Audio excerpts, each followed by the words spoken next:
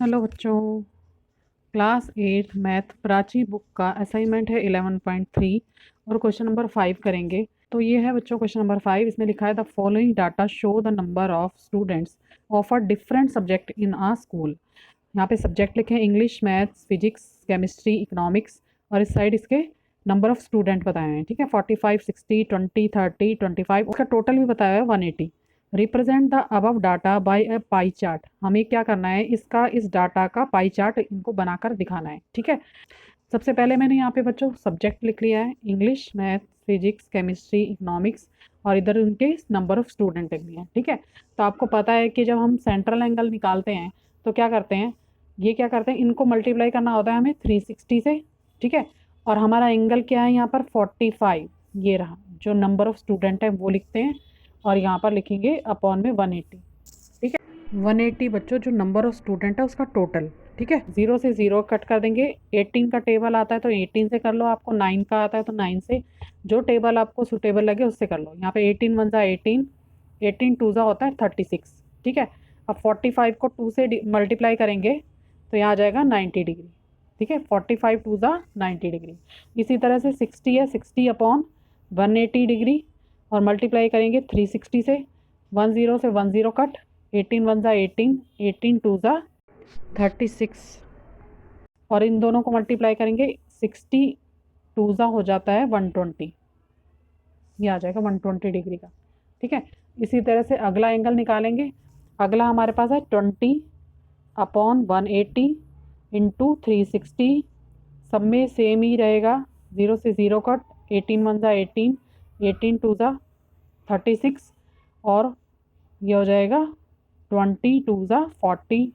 यहाँ पर 40 डिग्री का एंगल निकल जाएगा। अब यहाँ करेंगे बच्चों 30 अपॉन 180 इंटू 360। 0 से 0 कट, 18 वन ज़ा 18, 18 टू ज़ा 36 और यहाँ पे आ जाएगा 30 टू ज़ा हो जाएगा 60। ये 60 डिग्री का आ जाएगा। और लास्ट है 25 अपॉन में 180 इंटू 360। यहाँ भी कट करेंगे, 0 से 0 कट करेंगे, 18 वन ज़ा 18 और 18 टू ज़ा हो जाएगा 36। ठीक है, और यहाँ पर हम मल्टीप्लाई करके लिखेंगे, 25 टू ज़ा होता है 50। यहाँ पर हमारे पास एंगल आ गया 50 डिग्री का। ठीक है, अब यहाँ पर इसका टोटल अगर करेंगे बच्चों तो आ जाएगा 360। ठीक है, इसका टोटल आ जाएगा 360 डिग्री। ठीक है, अब इसको हम क्या करते हैं, पाई चार्ट में दिखा देते हैं कि किस तरह से यहाँ पर हम पाई चार्ट बनाएंगे। तो यहाँ पे बच्चों अब लिखना है now the required pie chart is, और यहाँ पे आप किसी भी मेज़रमेंट का एक सर्कल बना लेंगे। एक लाइन सीधी यहाँ पर डालेंगे, सेंटर जो पॉइंट है उससे एक सीधी लाइन डाल देंगे यहाँ पर ऐसे। ठीक है, इस लाइन को देखेंगे और सबसे पहला एंगल हमारा कौन सा है, ये देखो यहाँ पर सबसे पहला एंगल है 90 डिग्री का। ठीक है, तो पहले 90 डिग्री का एंगल बनाएंगे। यहाँ पर अपनी डी को रखेंगे, इसको रखेंगे ऐसे। ठीक है, और मेरा 90 डिग्री कहाँ आ रहा है, यहाँ आ रहा है, ये थोड़ा ऊपर आ रहा है पर मैं पॉइंट यहाँ लगा देती हूँ और सर्कल पे ही हमें, सर्कल से बाहर इसको नहीं लेके जाना है। ठीक है, इस तरह से लगाएंगे निशान और मेरा यहाँ पर पॉइंट लगा हुआ है तो मैं यहाँ इसको सर्कल में 90 डिग्री का एंगल यहाँ पे ड्रॉ कर दूँगी। ठीक है, ये हो गया मेरा 90 डिग्री का एंगल। ओके, उसके बाद बनाना है मुझे 120 डिग्री का। ये देखो यहाँ पर पहले 90 का बना लिया हमने, पहले 90 का बनाया फिर 120 का बनाना है। अब यहाँ पे 120 का एंगल बनाएंगे। अब आपको ये पॉइंट लेना है यहाँ पे इसके आगे। ठीक है, इस लाइन को इस लाइन से मिलाते हुए ये पॉइंट इससे मिलता है हुआ है, ये पॉइंट यहाँ से मिलाना है और हमें 120 का एंगल यानी कि 90 से बड़ा यहाँ आ जाएगा 120, यहाँ आएगा 120। ठीक है, देखो यहाँ पे 120 आ रहा है तो यहाँ पर इस पे पॉइंट पे निशान लगाएंगे और सर्कल के अंदर ही लाइन ड्रॉ करेंगे इस तरह से। ये यहाँ पर मैंने एक लाइन ड्रॉ कर दी और ये वाला एंगल मेरा हो गया है 120 का।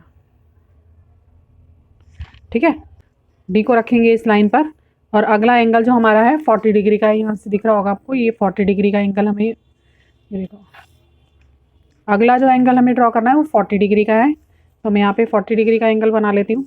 अब मुझे अपना डी यहाँ पर रखना है इस पॉइंट पर, मतलब जहाँ आगे आपकी लाइन ड्रॉ होती जा रही है, उसको पॉइंट मानते हुए आगे आगे आपको ड्रॉ करते जाना है। 40 डिग्री का एंगल बनाएंगे तो 40 हमारा 90 से कम होता है, ठीक है।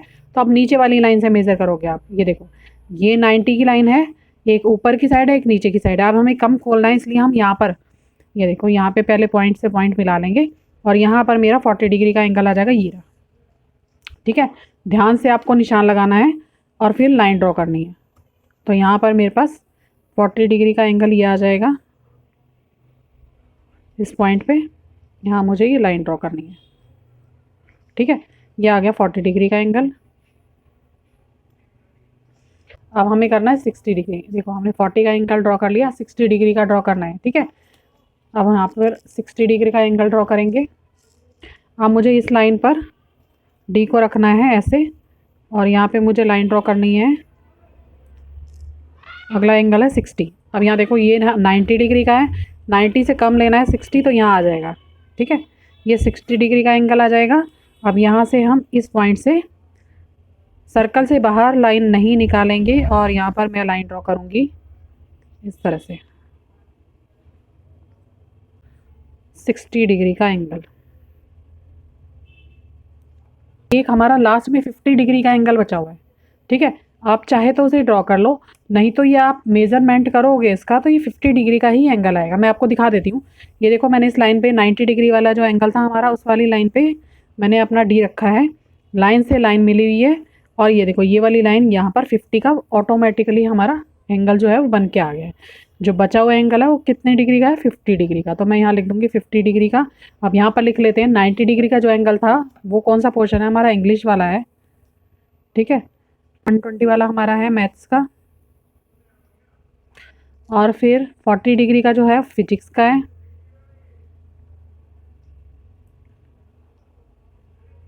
और केमिस्ट्री का 60 डिग्री वाला,